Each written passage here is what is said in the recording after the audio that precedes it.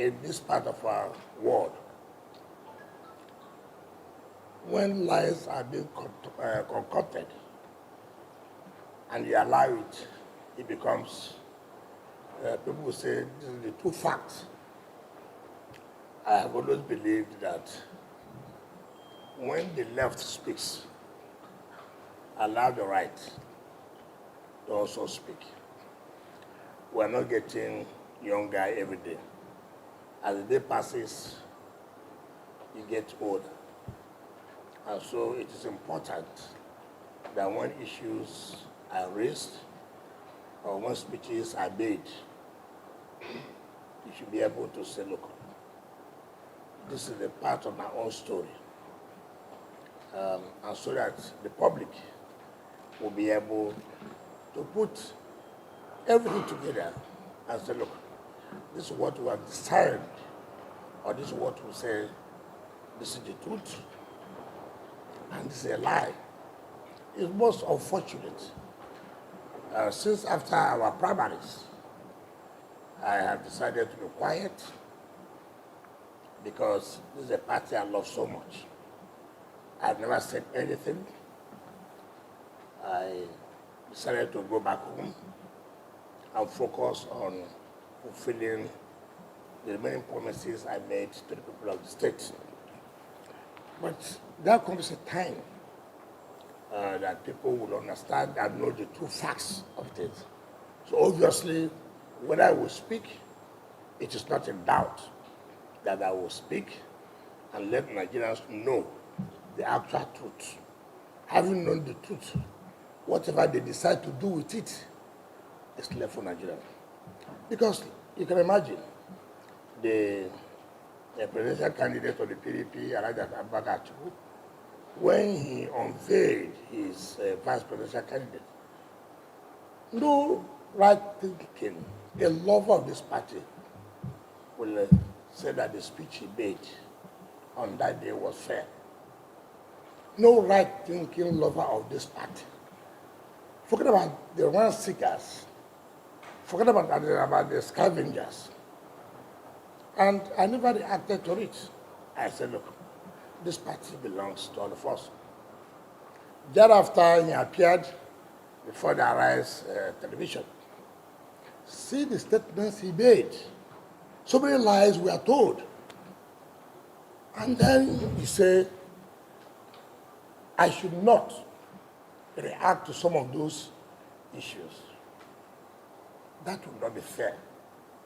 Assuming today I'm not alive, obviously what they have said will be accepted as the truth.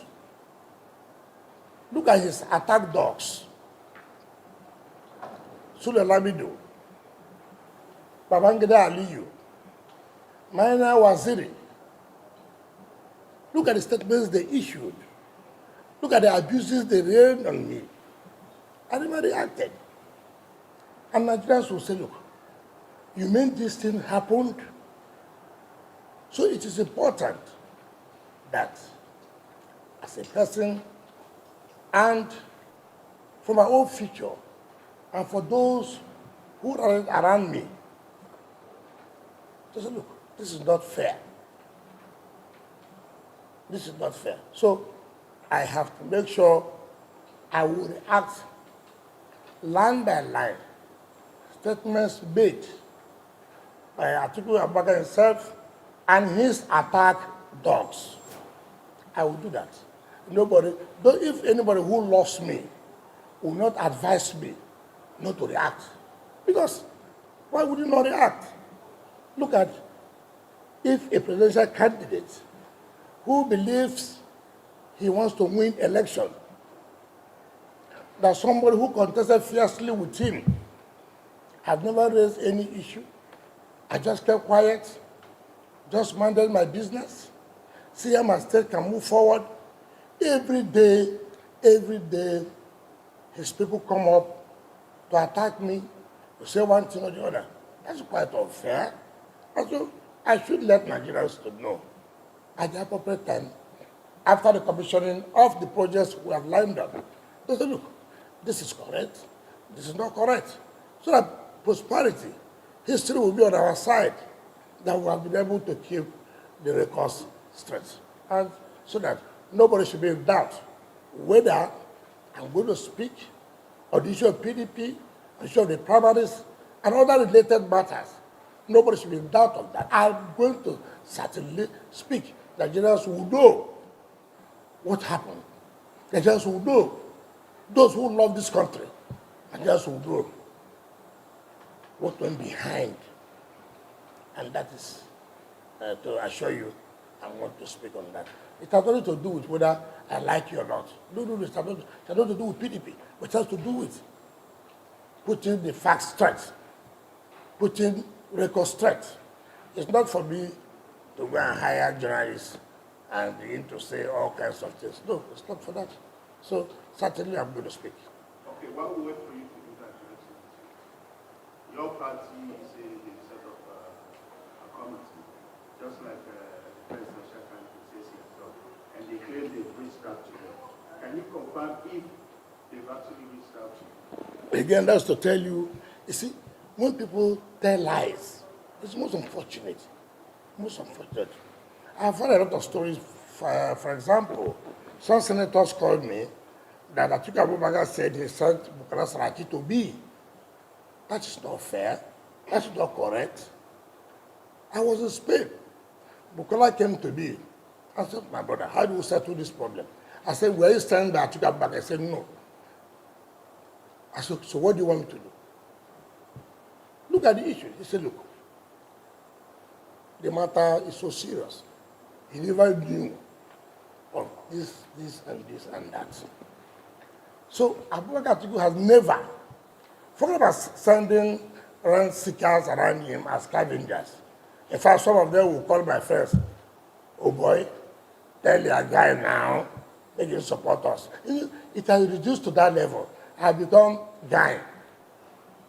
I've never seen where serious Monday people will reduce issues like this to this level. I mean, or the people that you see, you don't even know who is the caller.